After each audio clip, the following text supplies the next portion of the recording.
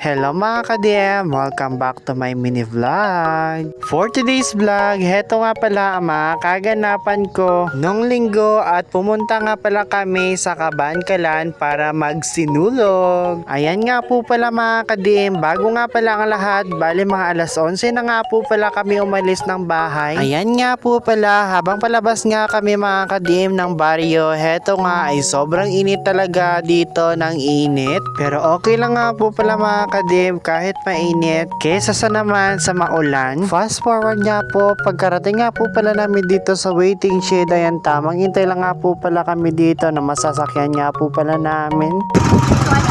So guys, ongoing na kami to Kabankalan. At ayan nga mga ka-DM, bumiyahe na nga po pala kami papuntang Kabankalan at nag-tricycle lang nga po pala kami sumakay. Fast forward nga po pala mga ka-DM, mga ilang minuto nga lang yung pagbibiyahe namin ay nandito na nga po pala kami sa Kabankalan. At ayun nga, pagdating nga po pala namin dito ay medyo matraffic nga po pala at habang nandito nga po pala kami sa tricycle at heto nga ay pinalitan na nga pala ako ng uling. Hindi pa nga po pala kami nakababa nga sa tricycle, pero lahat nga po pala kami dito nakasakay nga po pala sa tricycle ay heto nga ay napalitan nga po pala kami ng uling. At ayan nga mga ka-DM, pagkadating nga po pala namin dito sa boundary, dito na nga po pala kami bumaba dahil yung tricycle nga po pala ng pinagsakyan namin hindi na nga po pala makadaan sa sobrang dami nga po palang mga tao. Ayan nga, pagbaba nga pala namin dito mga ka-DM ng tricycle ay naglalakad na nga po pala kami papunta nga po sa public plaza ng Kabankalan. Lang kami joke.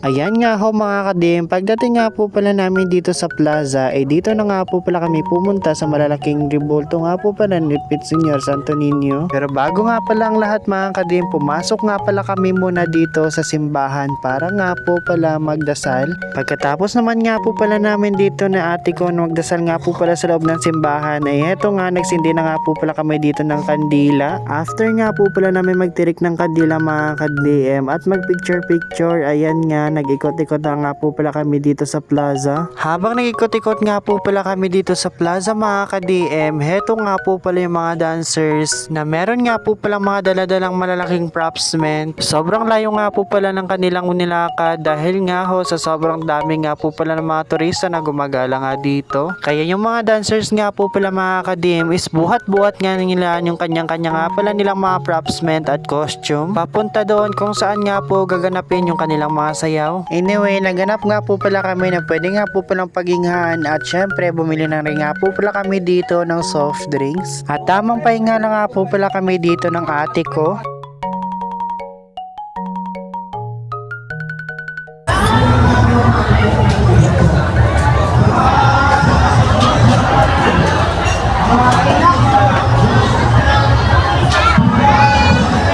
Ayun nga, nagkita-kita na rin nga po pala kami dito nung taga doon nga po pala sa amin. At yung isang ate ko at nag-anyaya nga po pala sila na pupunta nga pala kami doon sa ukay-ukay para mag-ukay nga at mamili na pwede nga po palang maisuot. Ayan, habang namimili nga ako dito, tignan nyo naman dito yung aking mukha ay para na nga po palang ate.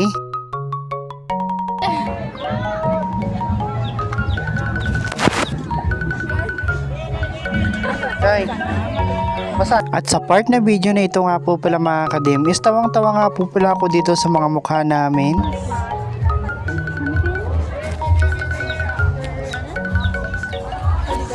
Smile na na.